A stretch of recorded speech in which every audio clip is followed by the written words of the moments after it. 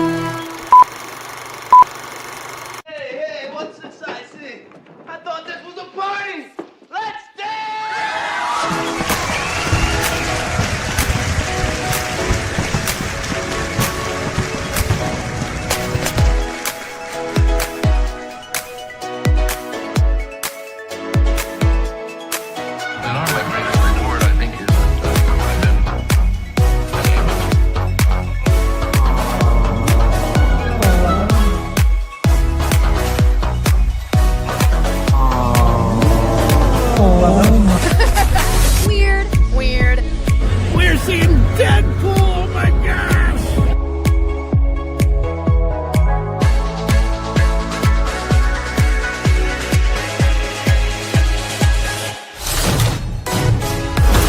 I think that wasn't yet.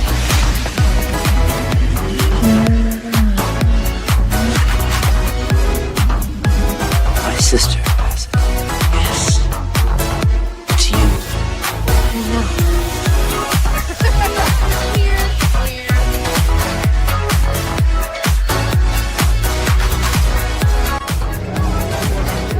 Wintertime here at Hogsmeade Village. Lieutenant Dane. Hello, Forrest. You got new legs. Titanium alloy.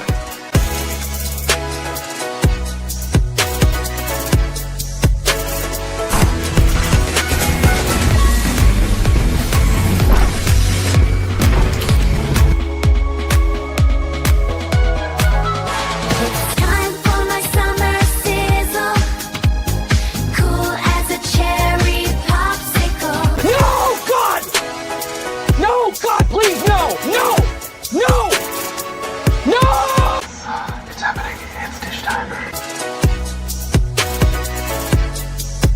I've always wanted to do this in front of you.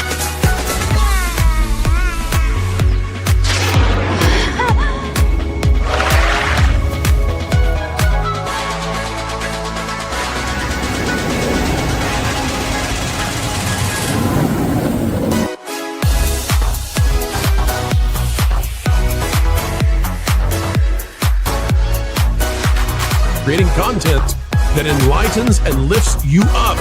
Dish, sir, dish. Me at Splash Mountain, just pepper these in here. Hello, everyone. This is Kermit the Frog reporting live from the final showing of Muppet Vision 3D.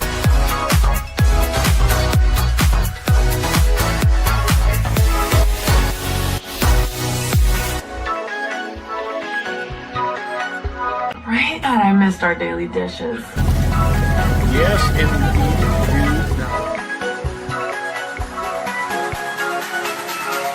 You know, I really don't remember you being this opinionated. Who knows? It's Hollywood, baby.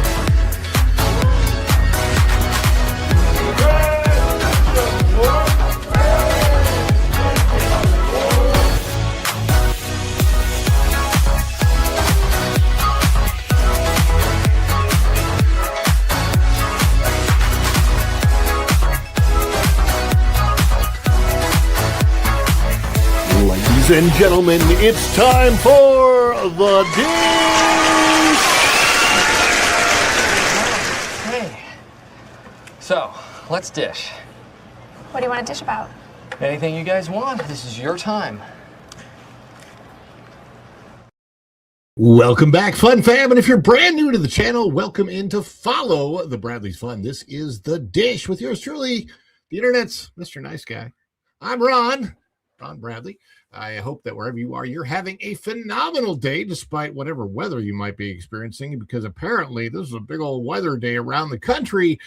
It is literally hailing outside my window right now, and I was on the That Park Place show, and it started, like, you could hear it on the ceiling, the rain coming down, which we always hear, but then, oh my gosh, the hail just pelting the window. I thought it was going to come through.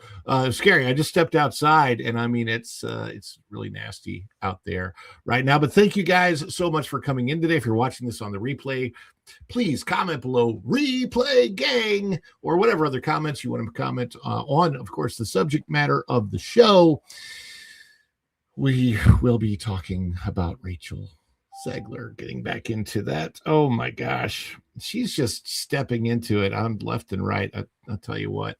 We'll be getting into, of course, our regular numbers and talk about the weekend box office, all of those things on the way. So thank you so much for coming in. I do want to say hi to everybody. If you haven't hit that like button yet, please do so. And I got to say hi to everybody coming in. But yes, indeed, it's telling you what. Thank you guys for coming in. Thank you guys for being here. As you know, you're the apple in my eye, the cream in my coffee. You are the gigawatts that make things work, and of course, you're the energon to this guy's transformer. The energon that gets this guy to transform. What is making that? So one of these devices, I think, still has volume on it. It's not supposed to. And I'm hearing it in the background. Gets this guy. Let's try this again. Gets this guy to transform and roll out of bed to be here with you. A toast, Autobots. Boy, these are good. I needed to refuel. Energy.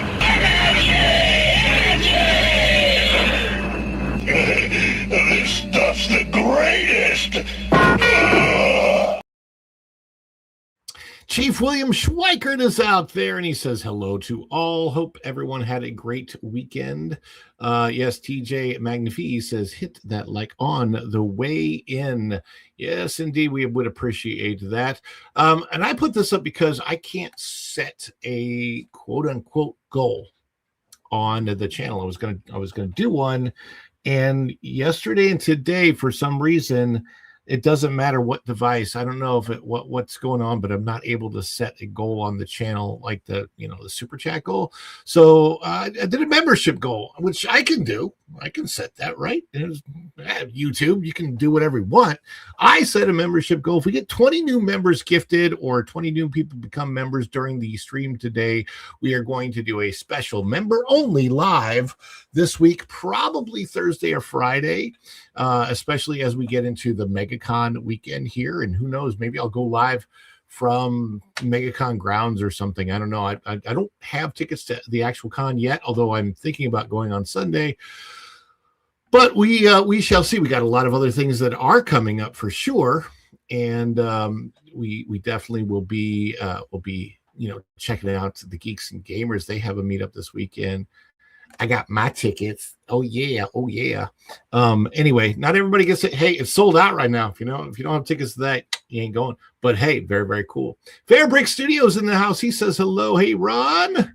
And Texas 8412 says the clips are over. That's clips from the That Park Place show, I do believe, because Nathan 7478 says TPP Raid.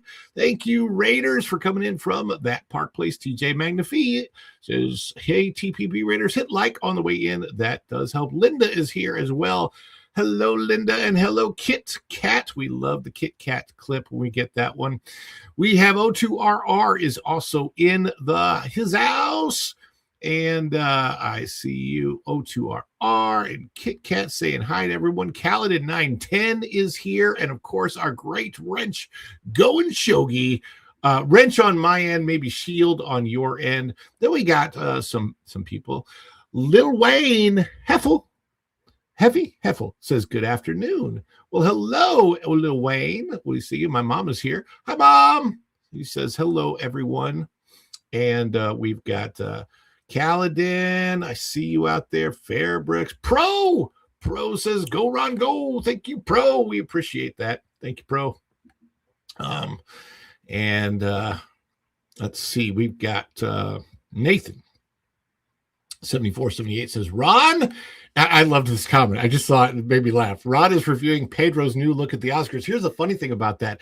I didn't even see Pedro. I didn't watch a huge amount of the Oscars. I watched some of it, but what I did notice is an odd look for Leonardo DiCaprio, who looked like he was trying to imitate Pedro because he had just the mustache and then not much else going on. That was an interesting look for Leonardo DiCaprio.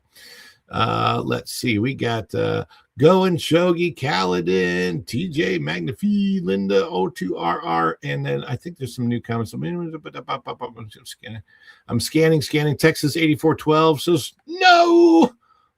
It's stinking hot and windy in Southern California. Kit Kat says that. Let's see what else. My beautiful wife is in the house. Hey, baby. She says good afternoon to everyone. And go subscribe to her if you haven't done so yet.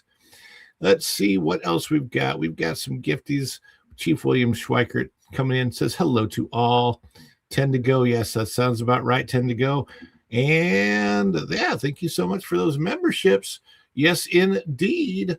So we've got Wild Man of Yavin gifting 5. Now, guys, for those that don't know, we do this thing on this show called Celebrations, and they're dance celebrations. We have some that anybody that supports the show, it doesn't matter if it's super chat, super things, super stickers, PayPal, buy me a coffee, somebody buys something from the spread shop, or memberships, member milestone chat, gifted memberships. We celebrate all of it. If somebody becomes a member, all of it. Okay. So if indeed you have dropped something and we see support like this from Wild Man of Yavin, we play a celebration clip for that. Now ours are designed to get you up, to get you moving, to get you dancing, right? To have some fun. And we want you to celebrate with us in the chat. If you are a member of the channel, you can celebrate in the chat with drop those member emojis. If you're not a member, please celebrate with us by dropping any kind of fireworks fun emojis you want. Wild Man of Yavin has his own clip. Let's celebrate together. This will also be practice for everybody that's in the chat. Get your emojis ready and let's celebrate the Wild Man of Yavin. Here we go. And on that fateful day, cheers would echo across the galaxy in mass celebration as the fourth moon of Yavin prepares to welcome home one of their own, their greatest hero, none other than the Wild Man of Yavin.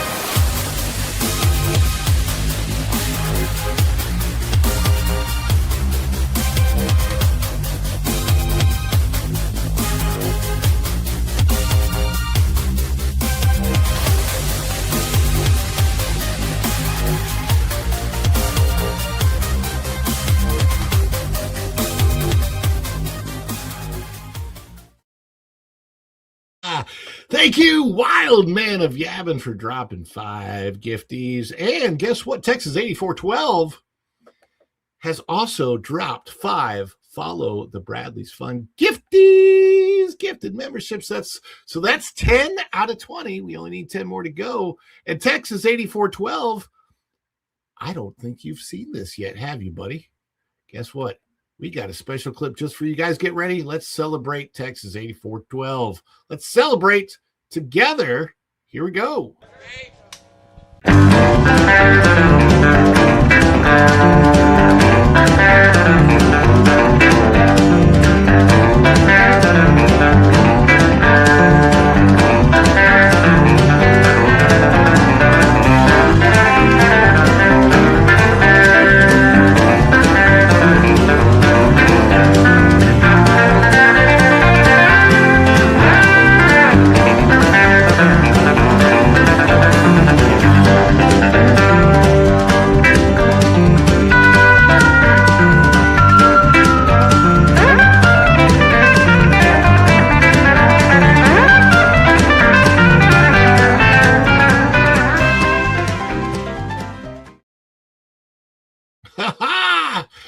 First Dragon Queen, here you go to my special guest tomorrow. Thank you, First Dragon Queen, for $2, a super chat there. And I know, First Dragon Queen, I know you got a clip on Pro. We've got a clip coming for you as well. And I think somebody else might have dropped. Yes, Kit Kat. Kit Kat also dropped. So let's do Kit Kat, and I'll go back to First Dragon Queen. We're going to celebrate all of this stuff. Everybody, let's celebrate our good friend Kit Kat.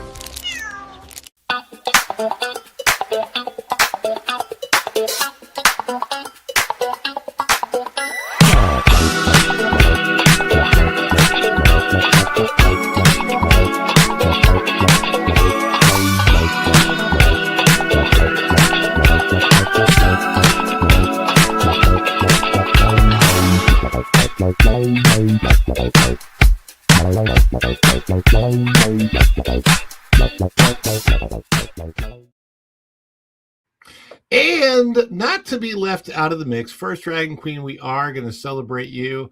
And I know people still love the, what do I call it? The Wookiee dance.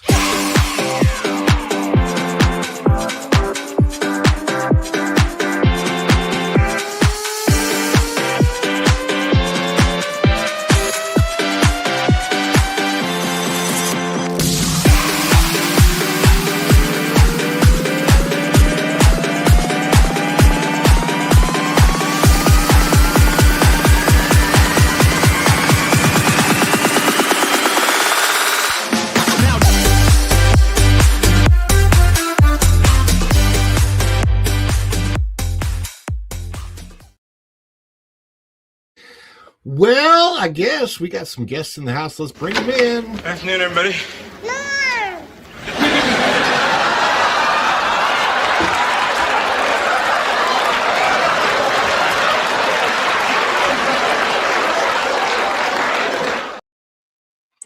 Ron! Tom! I have cream soda. I don't have a beer. I have water. I need. Well, cheers anyway. Cheers, man. Cheers.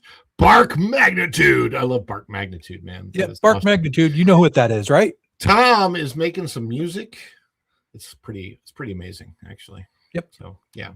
And thank you for all you're doing. And I know that there's a lot going on, man, in your life. We were there for you. It's been kind of crazy. It's but you know, a lot of prayers for you, Linda, and the family right now, and hugs, and because you know, we know, man, we're there for you. But we also got one other person that we're going to bring in here. I think she's been wandering around the parks. I don't know where was she at Magic Kingdom? Was she at Animal Kingdom or? So I think what happened is I went to Epcot. You can go around the whole world, and I had a couple in the Germany section, and I thought I went to China. Anyway. You know, that can no longer be my clip. That's Jose's clip. I'm telling you. Jose? Yeah, he didn't go to Kidani Village. He ended up somewhere else. It took him an hour to go to Jumbo House to Kidani Village. It will forever be his clip. Oh, my goodness. Hi, Tom. Oh, we had these great celebrations. We are only now 5 memberships away from the goal, so that is awesome. So hi, everyone's saying hello to MJ. Hi, I'm eating. And, I'm so sorry I'm not in the live chat. I will go in soon. No, you are. Let's see. Let me see. Scarfing down.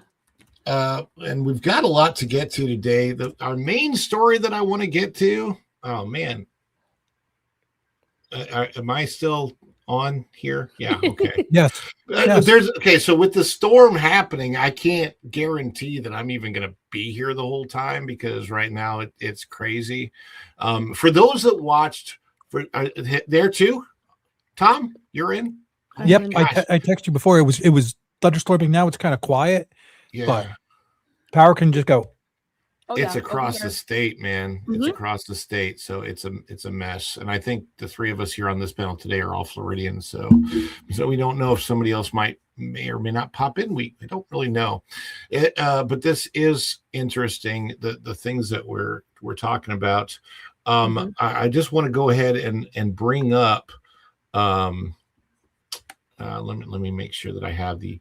Let me make sure that I have the asset ready. You have to say that word correctly for YouTube. It's asset, right? You got to get the right word out there, and so you can't have a lisp and say it the wrong way.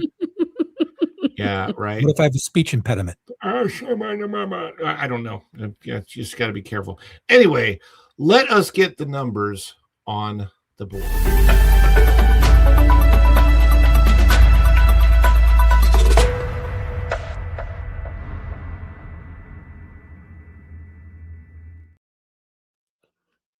The Numbers website is back this week. We've got the numbers, the box office numbers from the weekend. We always do this on Mondays to review what the box office was like over the weekend. Hoppers had a relatively, what we call a good drop, at only 37%. And this would be great news if it had made $200 million, $100 million its opening weekend. 37% drop would be amazing. The problem is it's dropping from 46 million to 28 million, which means that the total gross over its 2-week run so far, only 86 million on $150 million budget, which means it's only gotten back about half of that. Let me see what the worldwide is on Hoppers. I'm trying to see if I can get see full chart. Let me see if all right, so here's the full chart for the weekend. And it doesn't give me the link to Hoppers directly, but so we're looking at the domestic takes, all right? And I haven't taken my family to see Hoppers because I haven't heard great things about it. Have you gone, MJ? No. Okay. We're not interested. We're going to wait for it to stream, and then we will watch it first, and then we'll watch it with the kids. Yeah. So right now it's coming in just behind the lesser known family movie Goat. Goat has 90 million, but Goat's been out for like 6 or 7 weeks. And then Hoppers is just 2 weeks. There's it's still the number one movie this weekend at the box office. Hoppers is, but a number one movie having only 28 million basically just shows overall kind of how the box office in general is kind of in decline. I mean, you look at the other movies, they go down really fast, right? 28 million, 18 million, 9 million. I mean, when the number 3 movie comes in at less than 10 million, generally speaking, the American box office is suffering, right? And then once you get, this is really wild. When you're out of the top 10, you have less than $1 million on everything. And you were talking movies like Epic, Elvis Presley in Concert, 741,000 over the weekend. Avatar Fire and Ash still out, made 475,000 over the weekend. Wow. That's $1,105 per theater. So it's still a banger. Zootopia 2, which is now on Disney Plus, actually still in 535 theaters. People are still going to see it out there. So, the movies are out there. It's really interesting. It's wild for me to take a look at, and I'm not an analyst like Valiant Renegade is, right? I'm just observing. Hey, see Brew 1138. We see you out there. Hail. I'm just observing. And what happened to Dune 3? Is that out or is it coming out? Dune, the next Dune movie comes out in December. It comes out the same day as Dune. Oh, okay. Dune 3 and Doomsday are coming out I believe both December the 18th. I could be wrong. Wow. You know what I'm wondering about? Not the same day. Excuse me. Yeah. So Dune 3 got the IMAX screens against Doomsday. So Avengers Doomsday comes out and won't be available on IMAX screens its first weekend. That's going to kill the box office for Doomsday for that first weekend. Even if people go, they can't pay the higher premiums, right? So Yeah, it's just crazy. Hey, Phil Whiskers out there. I see Phil. Appreciate y'all. We got over. I've seen 65 people watching. So appreciate that everybody that's out there. Thank you guys so much. We're going over the weekend numbers right now. I just want you guys' opinion. Does anything in the weekend numbers in the weekend box office, does it look promising? Does it look like the box office is making a comeback from the 2020 situation? What do you guys think is going on with the box office in general? I don't know. I think people are still accustomed to streaming at home. Did 2020 teach too many people, hey, you don't got to go out anymore? Which is terrible. Well, but that created habits. It created habits. People, found, hey, I can do this at home. I can keep a controlled situation. I can watch. I can, if I don't like this part, I can fast forward it so my kids can't see it. Well, and I think there's another situation that it might have created too. Tom, you being a pirate might know about this, is that people realize that there's a way to, let's say, go on a cruise at home. A little sail in the high seas, if you will, while you're arguing it. Yeah, but if it's worth it, you do go. Like, for example, last year we went for my birthday for the live action How to Train Your Dragon, and that was so much fun. We did the dine-in theater thing, where they bring that your was food. a special event, right? Correct. It was a special event. A lot of people used to go this, every month, every other week. Yeah. Used to get, and that seems to be going away. I don't see that as much. I mean, I remember growing up, and the big thing to do, well, I hope I remember growing up, the big thing to do on a Friday night or Thursday night was, hey, what movie we're going to all hang out at and go see? Yeah. Oh yeah. Yeah. When I was growing up, some of that, but it's nowhere near what it was.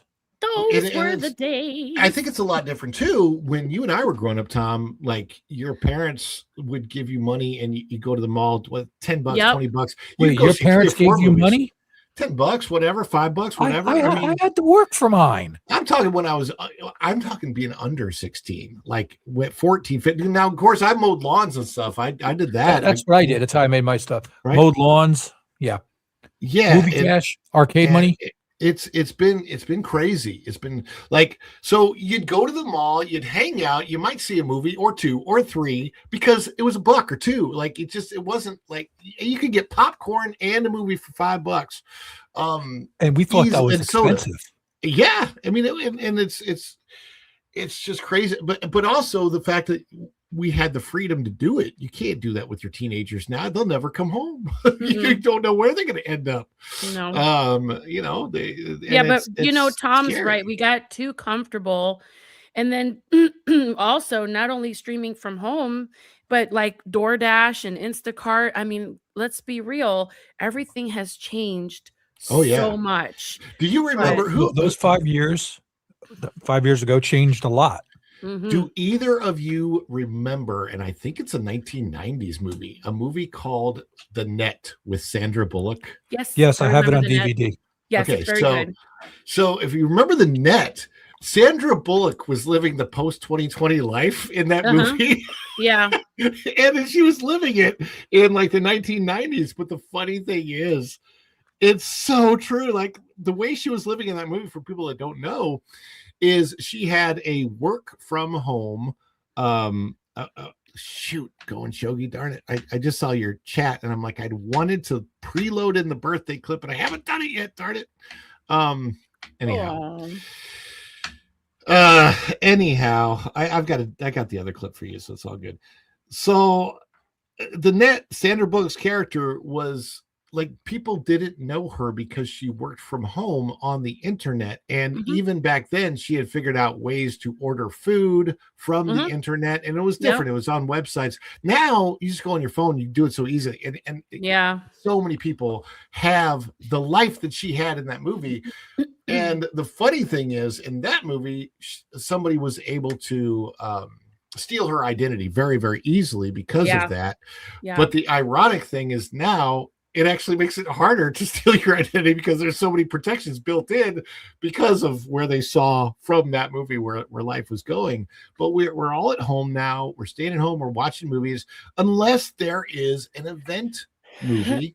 There's a big one coming up that I think a lot of people are going to go see. Do you guys know what that is, Tom or MJ? It's the Mario. It's the Mario movie. The Mario movie. I mean, I know that's coming, but I'm just going to argue it. But the thing about the Mario movie that's different is it's the kind of family movie that a lot of people want to take. It's the kind of family movie that a lot of people want to take their kids to. And I want to look at this is out of Box Office Pro. If I can get this on the screen, there it is. Let me get it up. Long range forecast, the Super Mario Galaxy movie to kick the box office into high gear with a potential $150 million debut. And I think it may be looking at even more than that because this was written on the 6th of March and seems to be going up. Long range forecast, April 1st, 2026, the Super Mario Galaxy movie by Universal, domestic opening weekend range, right? And this was the 6th of March. They're predicting this. So you got more tickets going on sale and everything.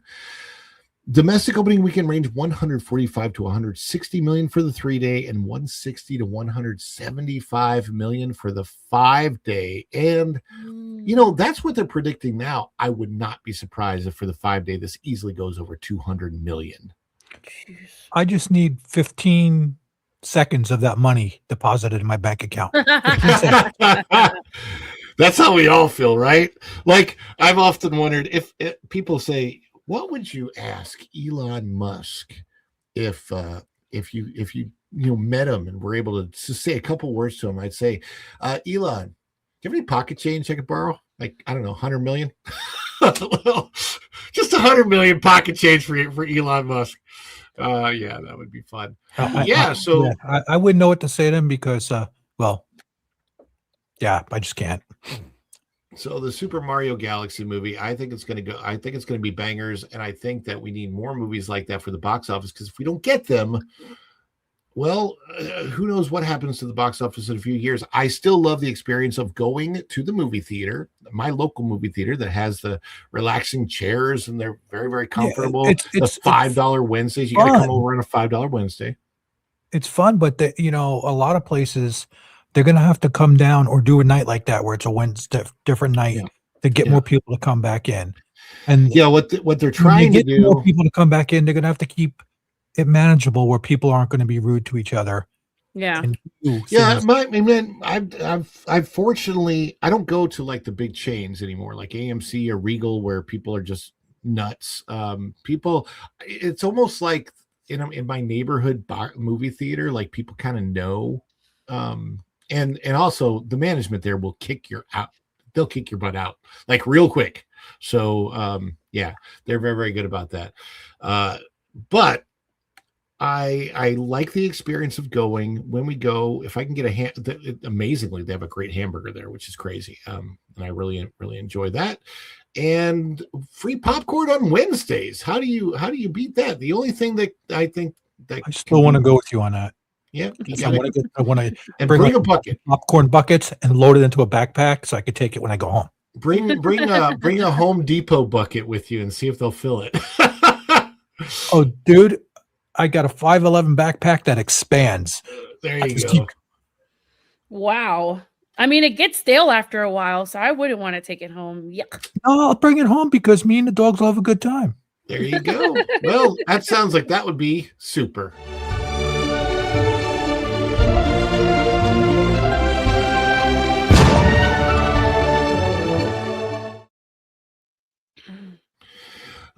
We've got a couple supers that have come in from the First Dragon Queen for $2. Push Storms. Yeah, boy, we've got them today, that's for sure. And we have let's see. I think that was supposed to be more like emphasis, like storms. Storms. Hell does this have to do with anything? Tell me what's happening. What's happening? That's the storm. There's a lot of weather talk in the live chat, and I'm watching it like, woo, thunder and hail and Everybody's tornadoes. experiencing stuff, man. Yeah. I worry about the hail more than just rain. What the hell? Yeah, because hail damages cars. It's bad. Damages solar panels too. You know what the rain is doing though? It's getting rid of all the yellow junk that's all over our cars right Yeah, just going to make a river of yellow junk. The Lord is coming back. 1138 gifted one. Follow the Bradley's Fun membership. That deserves a Culture Bear celebration.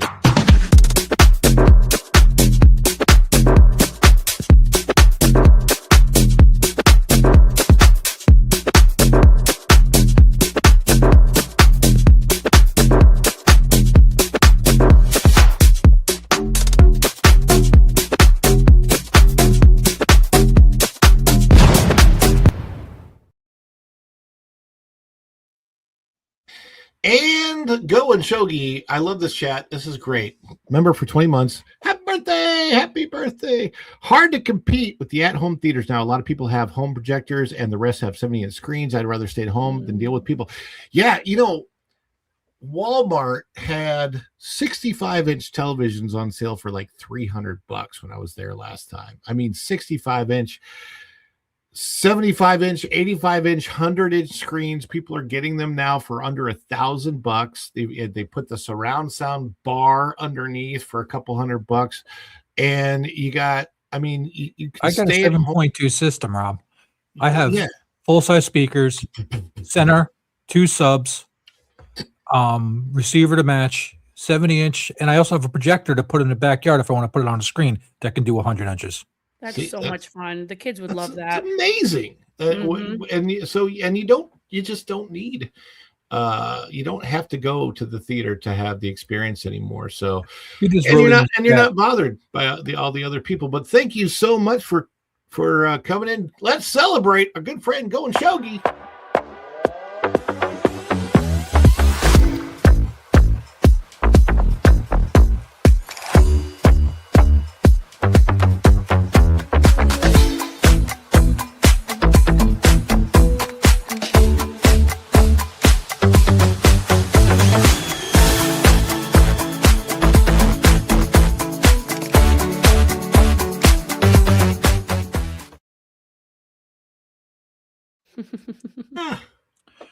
He's starting to scare me. Go and Shogi in the chat. He put onions, I think onions, then mushrooms. But they look like magic mushrooms. Well, I have been to the Magic Mushroom Shop in Amsterdam, and let me tell you, that was fascinating. Yeah. Did you have fun with them? I didn't do anything with the mushrooms. I've never done any of it. I have friends who've been there, and when you go to certain cafes, you got to tell them you don't want anything enhanced.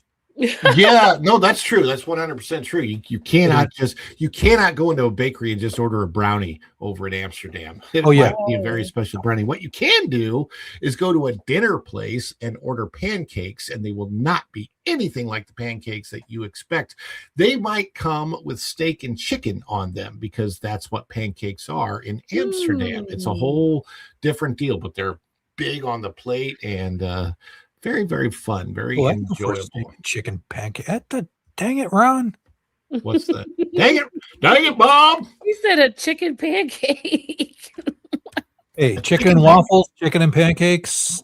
Oh my gosh. I didn't. All right, guys, banter while I bring up X, because X always messes up my stream. But I know you're frozen. There you go. You're back. Yeah, so I'm bringing up X and probably going to freeze. So you guys take it away while I pull this up. MJ, Tom, you got anybody have a story about visiting a park or something like that? Visiting a park. I'm going to be at the con one of these days. Yeah. I'm gonna go get into trouble. That should be fun. Yep. It's gonna be interesting, and hopefully we're gonna hit some other parks soon. I was hoping to do Universal again. Coming up in the next couple weeks. It'd be fun. You still have your annual pass, right, Tom? Of course. Yeah. Hey, did you hear about the Volcano Bay nights this summer? They're going to be open late. Does your pass have the 3 What tier do you have? You have Studios, Islands, and Volcano? I Or have, just I, have I didn't do the water park. I just did the Oh. 2. But Okay. once they add Epic to it, most likely I'll do the 3 that way. The water park was not, Are you guys into the water parks or not really? we were with the SeaWorld one, but we never, we just, it was too far to drive to just do that and get exhausted and drive back. I see. Mm-hmm. All right. So I think I found what what I'm looking for. Sorry, as soon as I said it, the song hit my head. So I feel I found what I'm looking for. I don't remember the song. It kind of goes like that. Anyhow, do we have somebody monitoring this? I think we've got all the super chats so far. And as far as memberships are concerned, it looks like we only need 4 more and we meet the goal. I could be wrong, but I think we've got 16 dropped so far. So 4 more memberships, we meet the goal. And let's get this let's get this story. I'm just going to do this as not a first story, not a second story. We'll do it as just a breaking. As a story? As a broken story.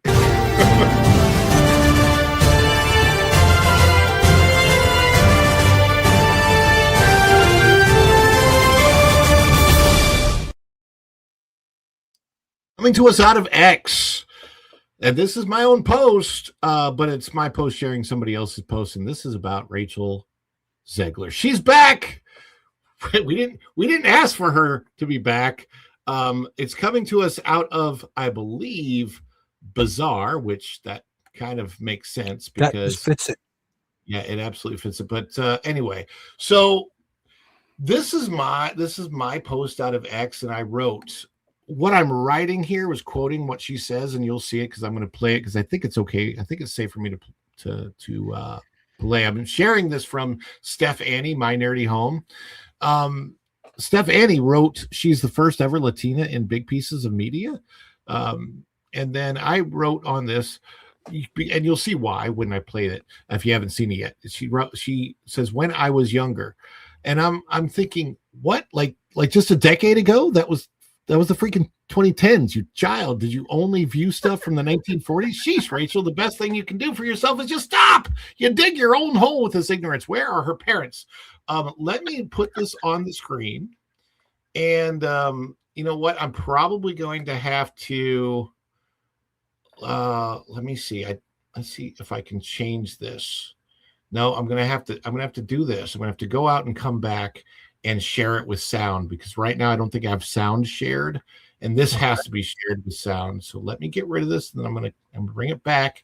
I'll bring it back in with sound because you got to hear what this girl says. It is. What do I have to? One of the most ridiculous things that I have ever seen. So we're going to share it with sound. There we go. Got the sound on. Let's see what happens. I'm going to put this on the screen. Let's put it back on. All right, I'm going to play this, and hopefully you guys can hear the sound. I'll play just a snippet of it, and let me know if you can hear it. When I was younger. Yep. Could you hear that? Yeah. Could hear it. Okay. All right, so you heard what she said, when I was younger. Let's play the clip. Again, it's out of Harper's Bizarre, and she says something bizarre. When I was younger, my approach to beauty was a lot more shaped by what I was witnessing in big pieces of media. So it was who was on magazine covers, who was in the beauty commercials, who was in movies and was considered like the most beautiful movie star at the time. It was definitely very Eurocentric as I was growing up. And being a young Latina, that was hard because not a lot of people looked the way that I did, or they didn't have bushy eyebrows like I did. They didn't have dark eyes like I did. So as I've grown up, I've really been able to find it within myself, which is really nice. And I'm sure the dawn of the internet is both a helpful and hurtful thing for that, because I was able to find other people like me, but then I was also opened up to a whole nother world of comparison.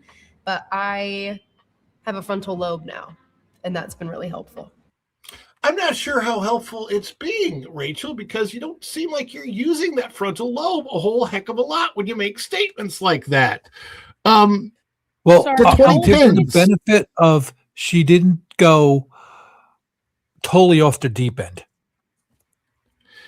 She didn't get emotionally weird. No, How old okay, is so she she didn't get again? emotional about it. Sorry. She was born in 2001.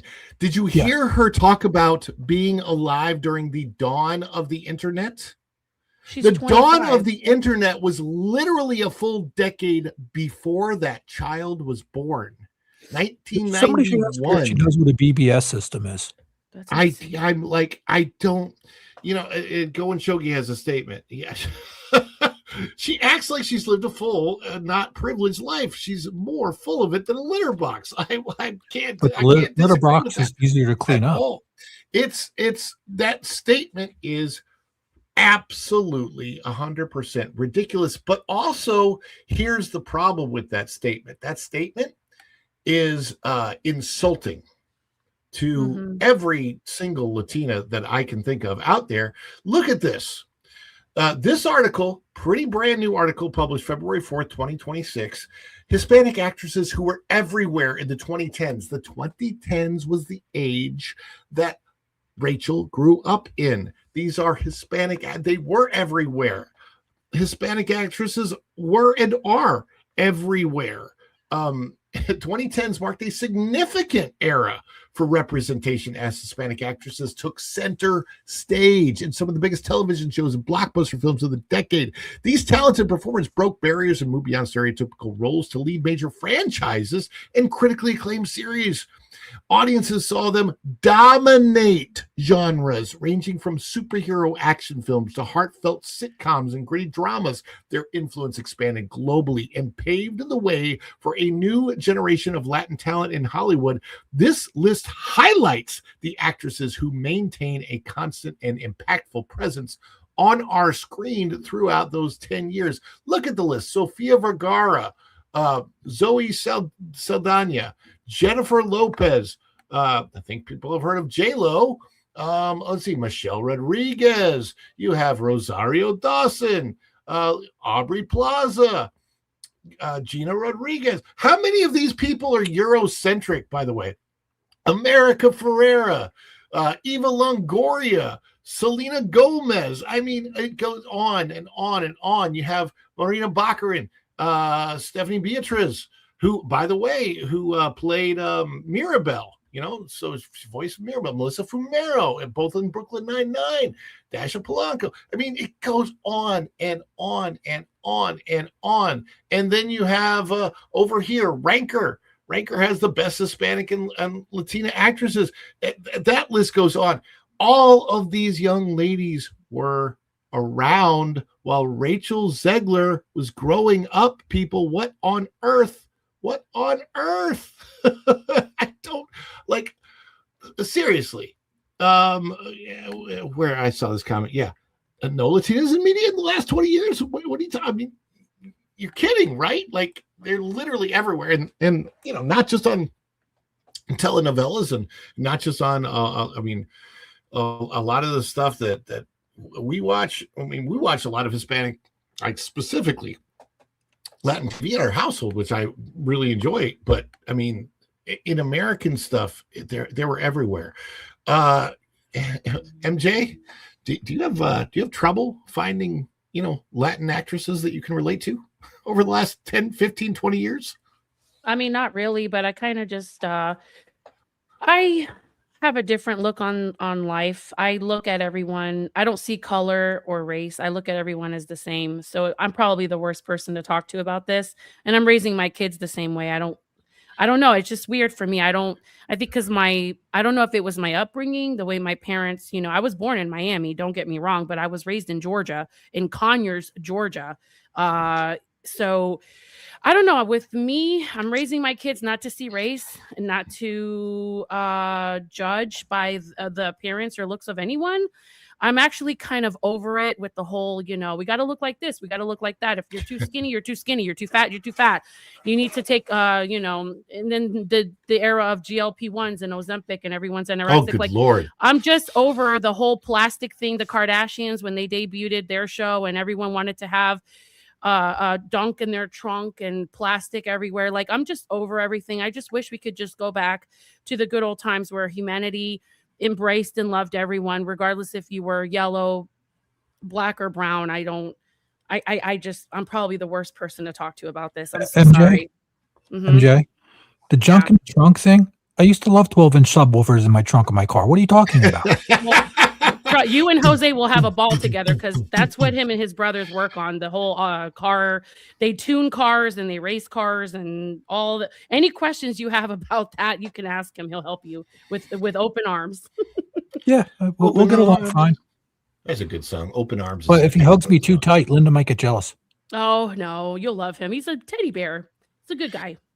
Well, our good friend Marvin Montanaro is over there writing for Geeks and Gamers and writes this story about what Rachel Zegler said. Rachel Zegler claims she grew up without Latina beauty icons in media. Reality tells a very different story. And this is out of geeksandgamers.com. Bookmark it if you haven't done so yet, by our good friend Marvin Montanaro. There she is with Snow White in Snow White. Rachel Zegler is I call it Snow Dirty in this. Yes, no dirty. Rachel Zegler is facing once again a renewed backlash after comments from a recent Harper's Bazaar interview circulated online, in which the Snow White star suggests she rarely saw women who looked like her represented in beauty and media while growing up. Zegler, I was going to say something, but it's really mean, and I'm going to be a better person than that. That's good of you, Tom. Zegler, who is currently only 24 years old and half Polish, half Colombian, reflected on how she viewed beauty standards as a young Latina. Check out her claims along with images that dispute them, put together by Steph Annie of My Nerdy Home in the video below. That's the one that we showed you earlier. When I was younger, she says, this is her quote, when I was younger, my approach to beauty was a lot more shaped by what I was witnessing in big pieces of media, she said. So it was who was on magazine covers, who was in beauty commercials, who was in movies and considered the most beautiful movie star at the time. It was very Eurocentric as I was growing up. I don't know what era she grew up in, because literally I watched a lot of stuff in the 2010s, which was her growing up age. And it was a lot of Latina representation, which I'm perfectly fine. I'm fine with. My beautiful wife from Venezuela, she's great. That's my queen, so I'm totally cool with it. I'm perplexed by her saying that. Other than maybe that somebody didn't give her a script to read. Either that, or like what was she, what was she being spoon fed in her home? Like, I mean, you couldn't really that miss could be it. the reason because isn't she from my damn old state, New Jersey? She's from Jersey. So you don't know. I mean, we just don't know. At that point, I won't judge somebody by the way they were brought up. It's beyond their control. You're a child. But Yeah, to I mean, reflect that's on it true. like this is, It's okay, just it's your weird. control. The You can line- word things differently. The line where she says it was very Eurocentric as I was growing up, and being a young Latina, that was hard because not a lot of people looked the way I did. Did she miss Ugly Betty? I mean, I've seen every episode of Ugly Betty, and that starred America Ferrera. I would like to know where in New Jersey she came from. We should look that up. I don't know, but I also watched Brooklyn Nine-Nine, which was big in the 2010s, and the two main stars of that are Latina actresses. And they're just like, we're all over it. Like the last decade.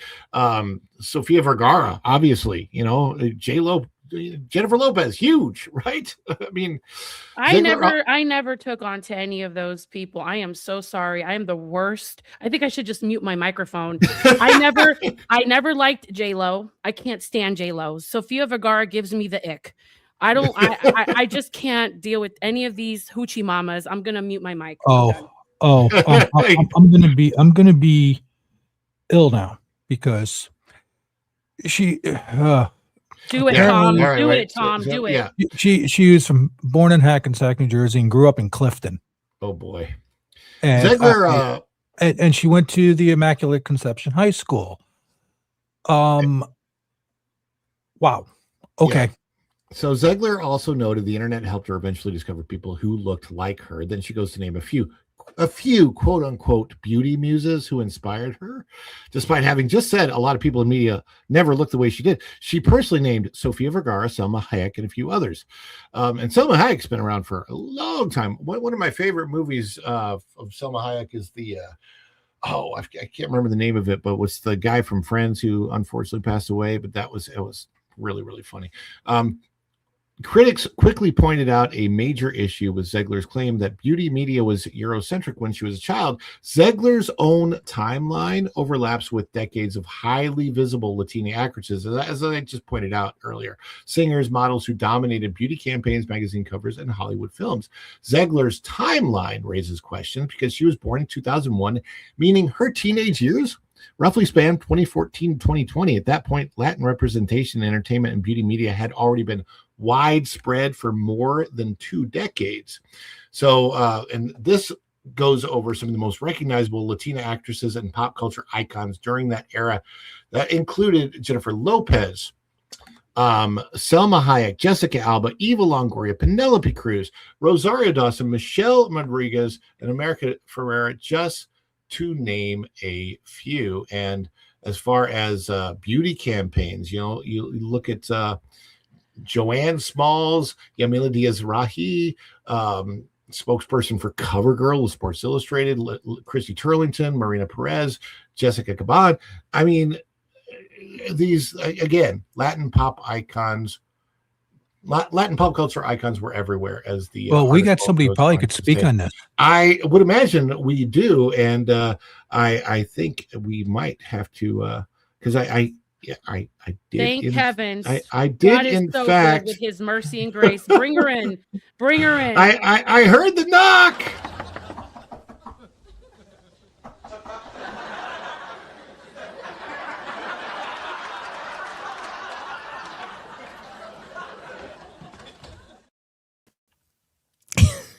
Erica! And the heavens opened and the light has come down. Thank you, God. Okay, our own Latina icon. It's not the banter, so you got to keep it PG. Well, yes, I'm aware. It's going to be hard on this story. Do you know? Have you heard what we're talking about, Erica? No, but I just came in, so I just saw the Rachel Zegler thing and how she thinks she's like the first Hispanic to like come on scene, I guess, in Hollywood or whatever. She did this in an interview with Harper's Bazaar. And let me just give you the quote. Let me see if I can back up and find the quote. Okay, so this was her quote. I already played the clip, but she said, "When I was younger, my approach to beauty was a lot more shaped by what I was witnessing in big pieces of media. So it was who was on magazine covers, beauty commercials, was in movies, considered the most beautiful star at the time."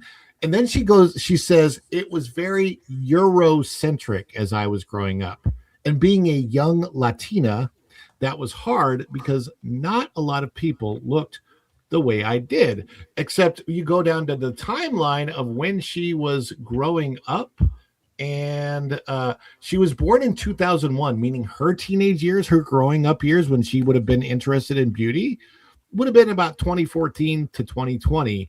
And this article by a good friend Marvin Montanaro goes over just a few of the many, many Latina people that were in the media: Jennifer Lopez, Salma Hayek, Jessica Alba, Eva Longoria, Penelope Cruz, Rosario Dawson, Michelle Rodriguez, America Ferrera. Then you have Joanne Smalls, Yamila Diaz-Rahi, Christy Turlington, Marina Perez, Jessica Caban. Have you ever found a shortage of Latina actors or actresses out there in media, Erica? No, not at all. I think we're pretty well represented. I mean, really, do you really think we're well represented, or do you think that Hollywood has taken the Latina woman and sexualized her over all these decades of films? Like, okay, she's a Latina, so we have to portray the upper carriage and the back carriage. I don't feel like Latina women have been. What about traditional films like Fried Green Tomatoes? Everyone was dressed nicely, covered up. Name one movie any Latina woman has ever done where she doesn't have to show cleavage or her backside. Well, same can be said for Hispanic Hollywood. It can get really risque on some of their shows. And you know, one thing with Fried Green Tomatoes is that it was a period movie, so that's in part why. I mean, those are the movies I grew up watching. Yeah. You know, well, and it took place in like either the 80s, which was present day, and it was an older woman. And then when it did flashback to like the 1800s, I mean, it was the 1800s. Women didn't really show their ankles kind of thing. So, but I mean, you're not wrong in terms of being showcased like that. But I mean, that's just part of the course in Hollywood. All women are pretty much portrayed that way. It's the nature of the beast. And it sucks, but it is what it is. You know, we can't let it. We could be the trendsetters because I refuse to allow my daughters to grow up thinking that you have to show off your body to be looked at and appreciated and loved for who you are inside. So that's how I'm raising my daughters. Now, if other people choose not to do that, I don't know who raised Rachel Zegler, but if they raised her that she had to show her legs to be appreciated, then I am so sorry. And I have some words for parents that like that. Now, no, I mean, well, you have to have hopefully those. that wasn't the case. Oh, if you're thinking, what I just read to you, she supposedly went to a Catholic high school. Oh, that doesn't mean anything. And no, that usually has the opposite. You know, it's a rebelling against that type of thing that leads people to. The wildest people I knew growing up went to a Catholic high school. Yeah. Rosario Dawson is probably one of the only ones I can think of that have done pretty decent movies. Her acting skills are great, and she didn't have to show her body. And America Ferrera appreciated her. America Ferrera, yeah, that's another one. But she was also bullied because of the way that she looked. See, I mean, it really boils. Go ahead. It really boils down to the family. You know, having been in Catholic youth ministry for 7 years, and then growing up, not just Catholic, but also Baptist. It really boils down to the family and what's happening at home and what conversations are being held at home and there again, to your point, MJ, what parents are allowing and not allowing in terms of exposure. But at the same time, if you're going to shield your kids, especially girls, from which it's exceedingly hard when they're going to public school, because one way or another, the exposure is there, which is why the conversations have to be had at home. And if you're ignoring the conversation and just hoping that going to church once a week is going to convince them somehow to be conservative, it's not enough. You know, you have to go out of you have to be a parent. You know, you can't let institutions raise your kids. know, you've got to fill in that role, and then put them in extra activities that help you as a parent promote that goal, you know, of your child wanting to choose that kind of modesty and essentially chastity, you know, too, because there is a level of that with Christian parenting, but modesty, you know, at the very. I mean, the big question. I mean, if you're saying, okay, so maybe her parents sheltered her from some of the exposure to Latin actresses because the Latin actresses were too overexposed, but. You know, when I watch things like Brooklyn Nine-Nine, which is led by two Latin actresses, they were, I mean, you're talking about people that were wearing full police gear, and even one of them was supposed to be pregnant during like one full season of the show. And so they definitely were not portrayed that way. What I've seen, actually, you're not wrong, I think, MJ, in the way Latinas were portrayed, especially in the 1990s and maybe in the leading into the early 2000s. And there are some that lean into that, obviously, like Jennifer Lopez. I was just going to say J-Lo is like one of the worst examples, and she's in her 50s. Yeah, and she leans into that, and that's how she is. Her and who's the other one that plays Gazelle in Zootopia? Shakira. Yeah, so I don't care for any of those people. But my point is, as we got into the 2000s and 2010s, then a lot of the Latina actresses weren't doing that. Michelle Rodriguez, I think that a lot of the stuff that she does in like Fast and Furious is not really. She's pretty well. Some of it's like mechanic dress. She had She had it right there with me, and then she did that one movie where she was a man, and she even showed her private part that she was a man, and I lost interest in Michelle Rodriguez. She did that. Oh yeah, there's a movie. If you look it up, she did that movie, and she converted from being a woman to a man, and it was just absolutely disturbing. I can't believe she did that, but I don't want to see that. no, for sure. you don't want to see that. I was shocked because I don't know what that is, and I don't. But it's crazy. Look it up. I promise. But yeah, my I was taken getting back to the point though of the article is the fact that Rachel Zegler certainly had the opportunity to be exposed to a lot of Latin actresses, beauty queens, icons, whatever you want to call them, where if she was looking for somebody that looked like her, she certainly would have. I mean, my point is Rachel Zegler, in what she was saying, it sounded like she was trying to say, I'm unique, I'm different. I didn't get to see a lot of people that look like me when I was growing up. And yet the point is of the article that they're everywhere. Like there's plenty of people that look like you, as well as, Eurocentric people, as well as African Americans, as well as everybody else out there. Is she full-blooded Hispanic, or is she like half. Okay, so she's half Colombian, half Polish. Okay, so speaking from someone who's half and half, most of my upbringing was American entertainment. I was not what very little bit of like Hispanic entertainment I got from like the novelas was at my grandmother's house because, she was Cuban. She didn't speak a lick of English. So she would have it on Univision, Telemundo, and all those other channels watching the soap operas, which I could have given a rat's butt about, as a kid. I wanted to watch cartoons.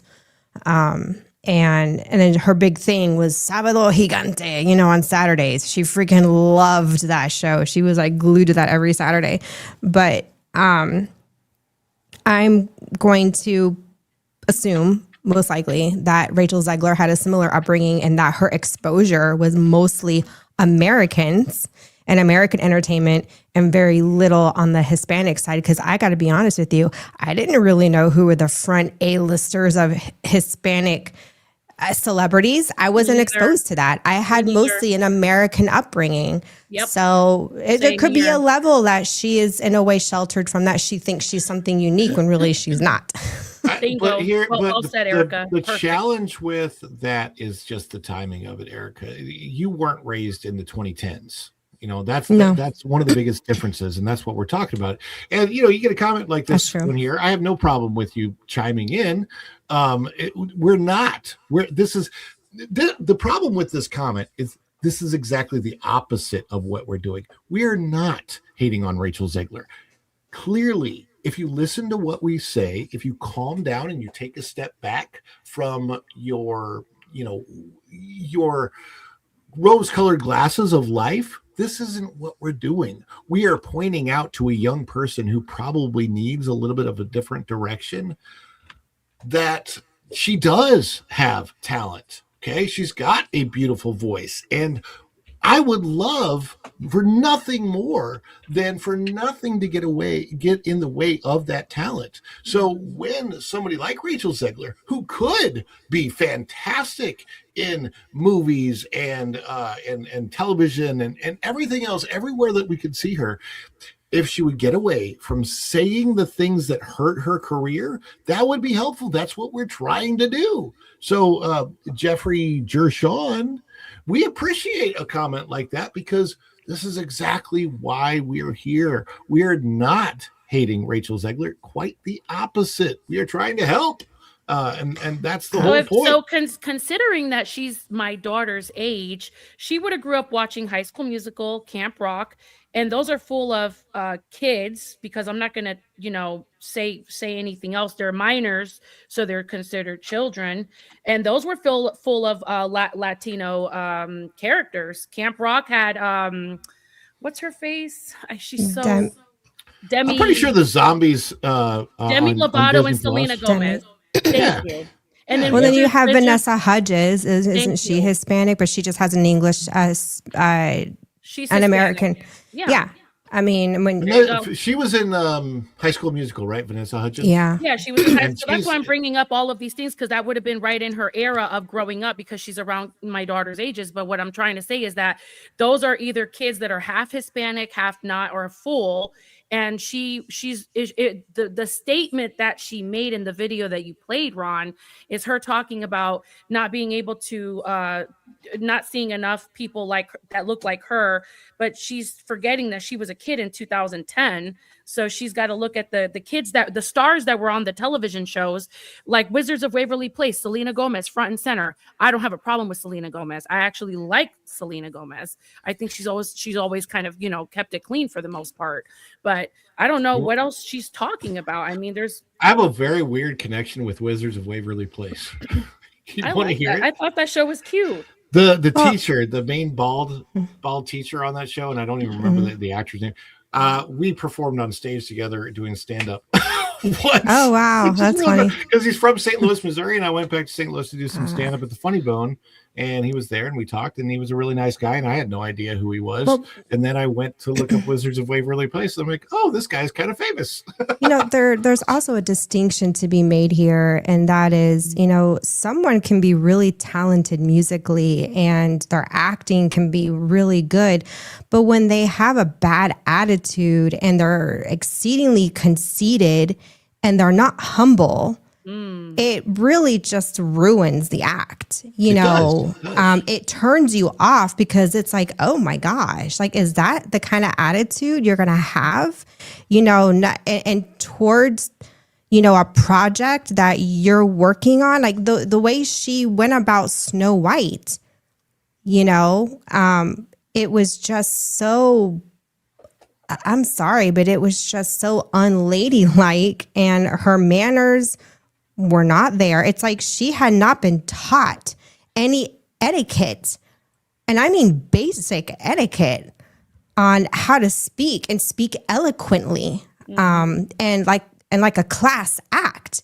act classy. Yeah, that's the issue that people have with her, has nothing to do with her talent.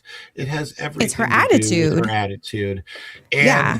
it's No a one's saying she's not surprising- talented. We've been saying for forever on all platforms, she's got a great voice. She's greatly talented. She just has a really bad attitude, and it can turn people off to want to watch what you're in, because we kind of see through it. And it's like, for some people it does that, for others it doesn't, and there's no right or wrong. At the end of the day, it's entertainment. If you like it, you like it.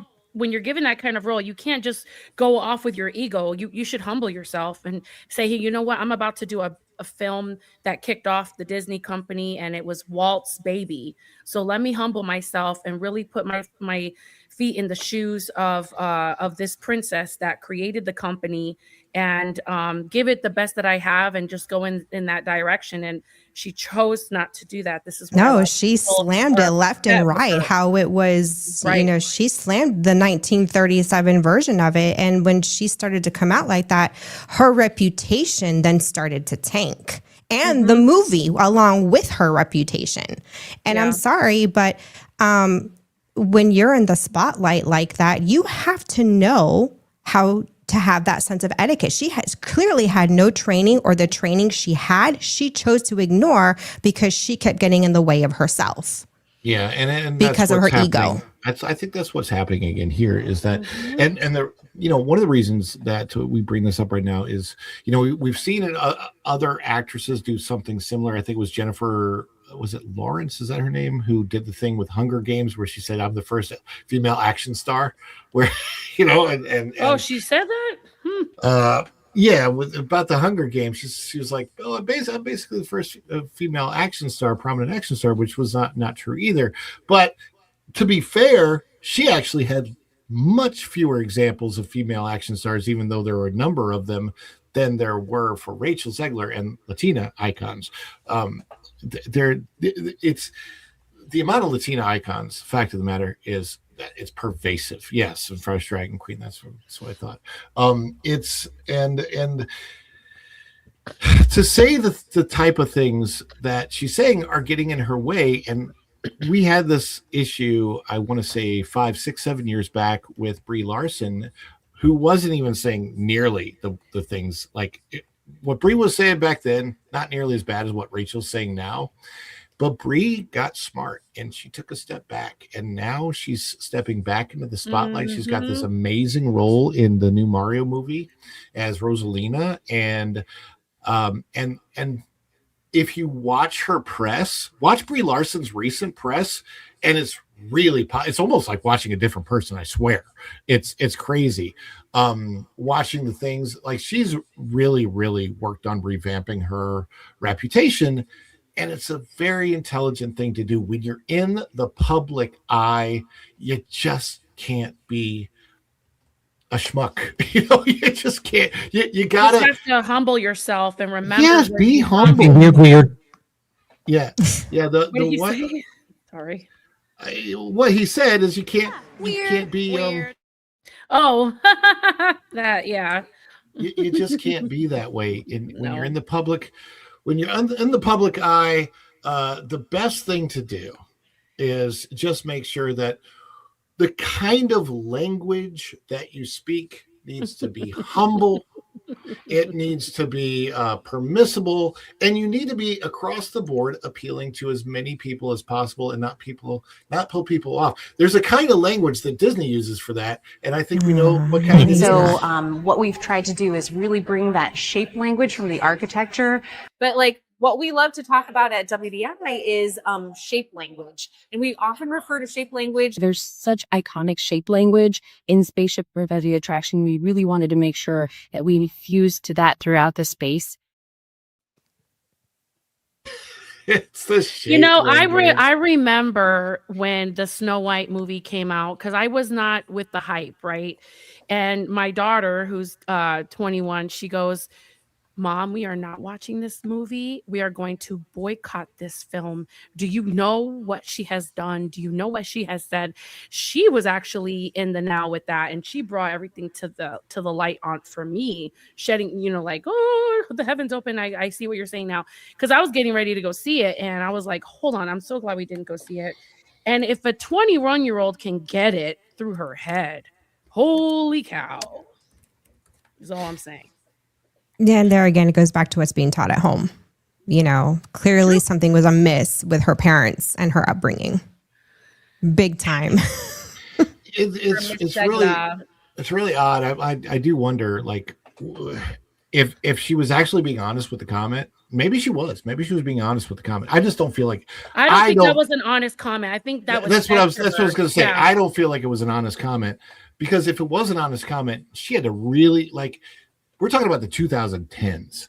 Do you know how hard it would be to have to be aimed away from content that had Latina people in it? You might not have known. Like, if you're watching Melissa Fumero in Brooklyn Nine-Nine, maybe you don't know that. Maybe you think that she's European. She's definitely a Latina actress. So is Stephanie Beatriz. Like, and so many of them are. And I don't know. Was she just maybe not told that they were? But like Eurocentric, I don't. Like, honestly, I feel like it's probably really hard for a blonde-haired, blue-eyed actress to get into anything these days, because we don't even see. I'm just the wrong person. I grew up watching Little House on the Prairie and movies like I told you, like Fried Green Tomatoes. I'm just the wrong girl for this conversation. I don't know what. I don't even know who that Melissa girl is that you're talking about with the Brooklyn Nine-Nine thing. I never was drawn to that, is what I'm saying. I was never like. No, it's funny. I picked that up. I picked that up just because I'm like. I will watch an episode and give it a chance and see what it's all about. And it was funny. What was funny to me personally is that it stars Andy Samberg, and I can't stand Andy Samberg. Oh. And I really like him in the show. And I'm like, how am I liking Andy Samberg? It's bizarre. Yeah, I don't really like him either. But yeah, I feel what you're saying. I love Tulsa King.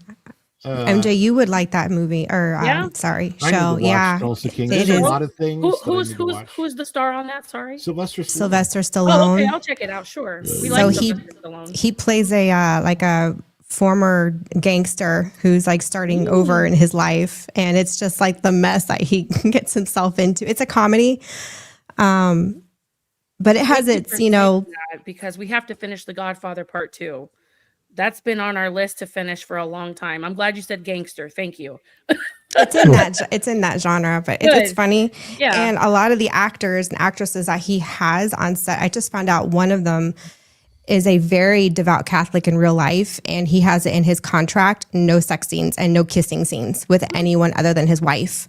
I love that. That's beautiful. And so if you want something it's edgy, you know, it's got the thrill, but it doesn't have, it's not hyperly, like the hypersexualization in the story is not there. So you just get the cool gangster storyline, you know. Yeah, that's cool. And all the comedy that comes with it too. You know, and don't get me wrong. There's some raunchy comedies that you would never think I'd like the Bridesmaid movie. I like that movie. Okay, you could throw tomatoes at me all day long. I think The Bridesmaids was a funny movie. Did you guys see The Bridesmaids? Oh yeah, it was funny. It was by the makers of The Hangover, so it had the same line of comedy. Yeah, except it was The Hangover for females, is what it was. Yeah, I thought it was funny. I thought it was hilarious. Oh, yeah, okay. Yeah. Oh gosh. Where she's on the airplane and she's Do you out know of her what mind. The Hangover is funny. actually a takeoff of the show of the movie Really Bad Things. Oh, it is. Oh, yeah. okay. So Really Bad Things. This is going back to the 1990s when that movie came out. And John Favreau was in it. Christian Slater. And what happened in Really Bad Things? I'm pretty sure it's almost just like The Hangover, except The Hangover made it even more funny. But they're both dark comedy. But Really Bad Things, a bunch of guys go off to Las Vegas to on their what do you call the groom party thing? What do you call that? The bachelor party. Oh, the bachelor party. Yeah. So they go to the bachelor party, and one of them accidentally ends a person who they're not supposed to be with. You're right. Yes, I remember that movie. And then they try to cover it up. Yep, and that that's was the really whole bad. That was so bad. Oh my god. Yeah. Well, but that's basically the same thing that happened in The Hangover kind of a deal. So and I'm like, when I saw The Hangover, because The Hangover got a lot more attention to it than Really Bad Things did, and I'm like, but you know what? The guys from A Really Bad Things are really good actors, in my opinion, even better actors than the Hangover crew. That's just my opinion, though. Possibly, except good old 90s movies. I'm not a Ken Jeong fan, so. No, he's a wild one. Ooh. I wanted to go over this real quick, and this is really, really based on something that MJ had mentioned in the That Park Place show. So we're going to hit this as our second story.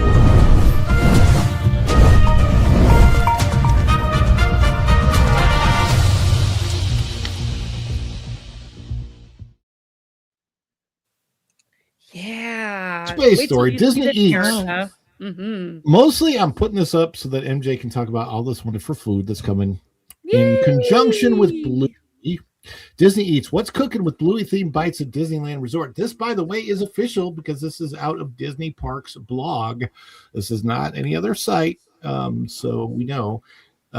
This March 13th, 2026, Disney Eats. What's cooking with Bluey themed bites at Disneyland Resort? I'm assuming these are going to come to Disney World too, but these are new bites and beverages for the whole family, inspired by Bluey, coming on March 22nd. Now, what is that thing? So it looks like a sipper. Like a sipper? Is that a sipper? The middle That's one? a sipper, but I keep looking at that chocolate swirl. Pop. So Erica's the chocolate swirl. I'm the watermelon pop. MJ is the sipper. Yeah, it's by Nicole Cantori. I'm just going to stay out of this. Bluey fans and foodies alike, get ready because Bluey and Bingo are coming to Disneyland Resort starting on March 22nd. The resort will be serving up delicious delights that the whole family will love, inspired by the beloved Bluey series, with Bluey and Bingo gearing up to take the stage with Bluey's best day ever, beginning March 22nd, 2026 at Disneyland Park. The chefs have been hard at work creating treats, from the magic asparagus pretzel. Wow, I got to try that because I like asparagus and I like pretzels. To the Poffertjes. What is that? I don't even know the word. Poffertjes. There's something for. Is that a Bluey thing? Maybe the J is silent. Poffages. So something for the entire family to enjoy. So to learn more about Bluey and Big Go Excitement on the way to Disney parks across the high seas, be sure to check out this blog to get ready for the game. Keepy Uppy or two. Let's see. The Bluey themed Looks like a dishes potato. Are the ones the entire family and guests of all ages cannot I miss. see This what you're is saying, Erica, like a stuffed baked potato with like a whole bunch of toppings. Yeah, that's what that is. Well, is it like it might be a thing in the UK, possibly? Because isn't Bluey UK or Australia? Australia. I think it's Okay. like Australia. Oh, or I mean, they're New Commonwealth, so I'm Zealand. like, same difference. I think it's All right, New so- Zealand, isn't it? New Zealand, or am I crazy? No, it's Australia. Yeah, these are definitely potatoes that are stuffed different ways. That's like a little hot dog thing. So this is all at the Troubadour Tavern. At the Troubadour Tavern, available starting March 22nd. So that's like literally this week. Location in Fantasyland. Enjoy these delicious bites. Let's see. Can I do an Australian accent? Enjoy these delicious bites inspired by various episodes of the Beloved Show. Pizza Girls baked potato. Pepperoni, sausage, bacon bits, marinara, mozzarella, Alfredo sauce, and Parmesan herb topper. That's the good stuff right there. The Troubadour baked potato, butter, sour cream, sour cheese. No, cheese, sour cream, cheese, bacon bits, and green onions. The mini all-beef hot dog served with cuties, mandarin orange, applesauce, and a choice of small Dasani water. Okay, that's for the kids' meal. And probably none of that is Australian at all. There's the asparagus thing. I don't want that. That looks like a rubber toy. That doesn't look edible. I think it is a rubber toy. I'm I pretty don't sure want it's a that. rubber toy. What is that anyway? It looks like it's made out of fondant icing or like moldy, like that chocolate mold stuff. It is white chocolate. It's a pretzel rod coated in white chocolate. There it is, right there. Magic Okay, there's your asparagus. I don't want that. That is a white chocolate coated pretzel rod that looks No. Don't do it, Tom. I Don't say it. Don't say it. Keep the show PG. Pavlova parfait. the people who does not look at that and go, we really shouldn't. That chocolate shake looks good. Is that a cold brew for Erica? Let's know, pull it that's- cool down on that thing. What does it say? It says mud. Oh, cake yep, cold it's a brew. cold Oh, it's a brew. chocolate. Ooh, Joffrey's Erica, I'd drink French that. I like cold brew. brew that with looks a good. malted The milk. lime I'm ice going- block drink, Refreshing. pineapple limeade with coconut milk and watermelon ice block. So it's like lime ice. So this is the watermelon ice block in green milk, basically. Why green milk? Here Well, we go that's- again with the freaking milk. I Oh don't know. my It says it's a pineapple limeade. I hope it tastes better. Then you've got the Bluey Sipper. That's the Bluey Sipper. I want that. Yeah, I want that. We're gonna end up fighting for it though. me And and my at the pile. Plaza Inn, they have this looks really good. The Stump Fest Cake Chocolate Roulade, chocolate mousse, and ganache. And I bet Go and Shogi is probably in the comments. I can't see the comments right now. So all of this is at Magic Kingdom? Is that what you're No, telling me? no. This is at Disneyland. Oh. We don't know if any of this. We're going to have to send Shogi on a recon. Shogi. You have And he's to going to go. have to video it all and send it to you, Ron, so you could play it. Adventures with Shogi. Yeah, we'll probably talk a lot about food on here. O2RR. So this is what Shogi said. But okay, I'm done with white chocolate pretzel rods are awesome. Yeah, they are, but that just didn't look enticing. I don't know. It just didn't. Maybe in person. the great Bluey riots of 2026. Many lives were lost over. Oh, look at the sipper. popcorn bucket. Well, Erica, your son's friend likes Bluey, right? She's probably. Oh going yeah, gaga she's coming over on again it. tomorrow. Yeah, I you haven't gotta figured out show what her her. angle is yet. I guess she wants to bake a cake or more cookies. I don't know. That's awesome.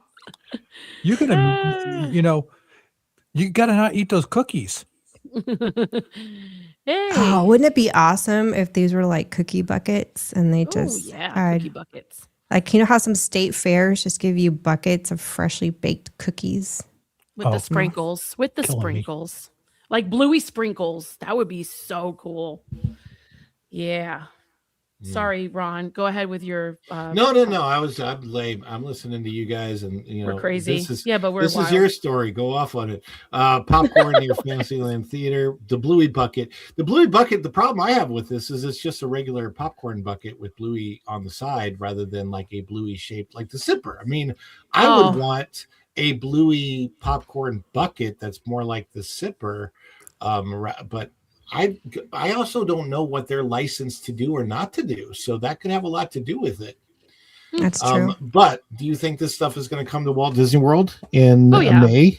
I say so. Oh yeah, it will. Yeah. It'll be at Animal Kingdom and maybe around property. People will buy it. Where's all the kangaroo meat? This is Australia, no? By the way, Ron, I think you do a very good Australian accent. I think it's fabulous. Well, I think it's a little down under, but yeah. Jesus. Oh, I see what you're saying. So a Bluey Sipper and then like a bingo popcorn bucket. Yeah. So you could like something like shaped pair it like together. Figment, Yeah. right? Oh, I mean, yeah. Yeah, like shaped like the dog. I don't know. Or maybe the family, Oh, yeah. Something that'd be a really like big like popcorn bucket. Yes. So thank you very much, O2RR. This is true. So what I'm doing is over the next couple of weeks, there's already one post on the community tab, and over the next couple of weeks, I'll put a few more posts up. Comment on the post that I put up of Figment, the popcorn bucket, that you want to be entered in the drawing. If you're a member of the channel, you're only going to see it if you're a member of the channel, because they're members only posts on the community tab.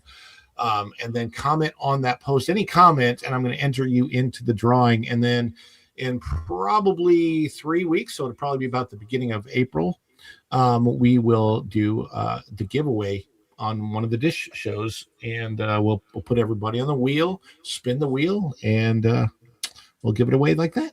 Yay! All right? Yeah, sounds like fun.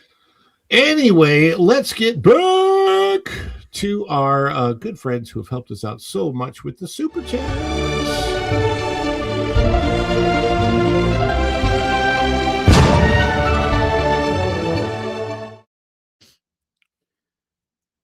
Right. So we have a goal of, I believe it was 20 memberships. I think we're just shy of the goal, like 16 right now. But we had Wild Man of Yavin come in, gifting 5. Follow the Bradley's Fun memberships. Texas 8412 gifting 5, and Kit Kat gifting 5.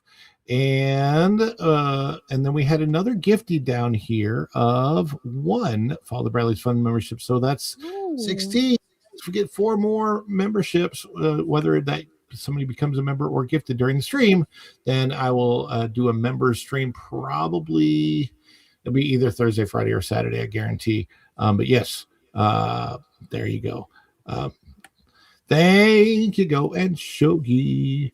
And yes, please tap that like button. Also share, subscribe, follow Bradley's Fun for the scoop on theme parks and entertainment. Absolutely, we appreciate that. For those that have, we'd like to celebrate, and let's do one more of our celebrations, especially since Texas has only seen his one time. First of all is Wild Man. And on that fateful day, cheers would echo across the galaxy in mass celebration as the fourth moon of Yavin prepares to welcome home one of their own, their greatest hero, none other than the Wild Man of Yavin.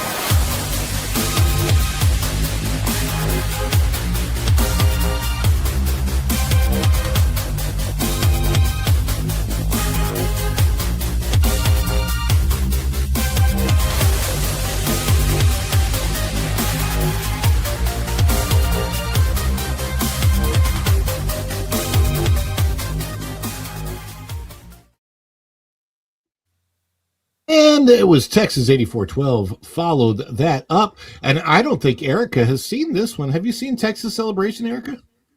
Texas Celebration? No.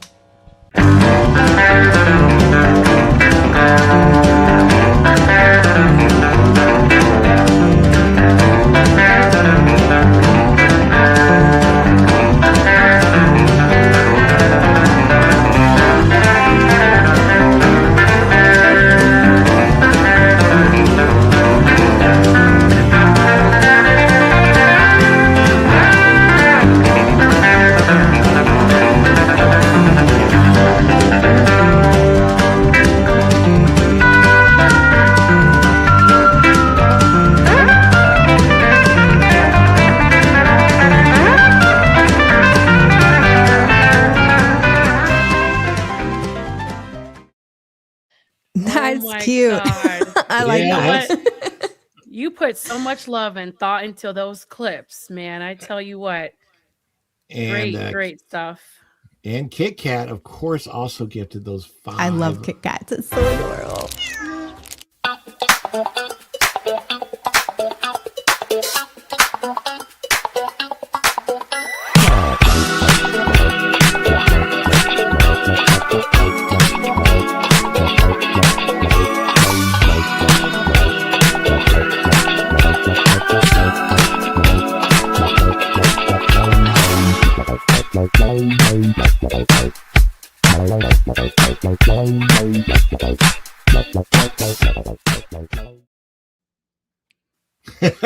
How do you find the perfect cute. dancing when the beat and all that, and then the characters are dancing to the beat? Like, you do a really good job. I don't even know how you guys do it. Erica, you too, with your clips for Brood Banter. I mean, you guys really kill it.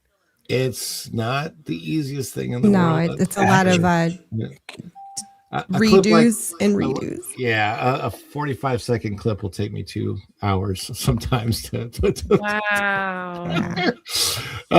Yes, indeed. So we also had let me see, we had the first Dragon Queen came in with $2 special guest tomorrow, and Push Storms, and we got a gifty from Seabrew 1138. We thank you so much for that. And of course, Going Shogi comes in.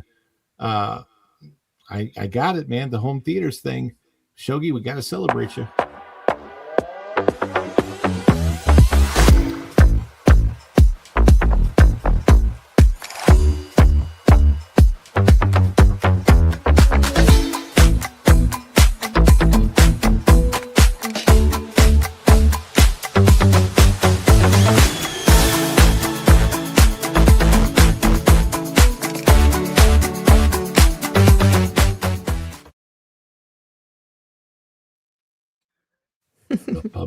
And let's highlight where everybody's going to be. MJ, tell the folks where we can find you on these interwebs of ours. I am trying to get this to show the right way. It's not working. No, you're fine. You're fine. Hi, everybody. Happy Monday.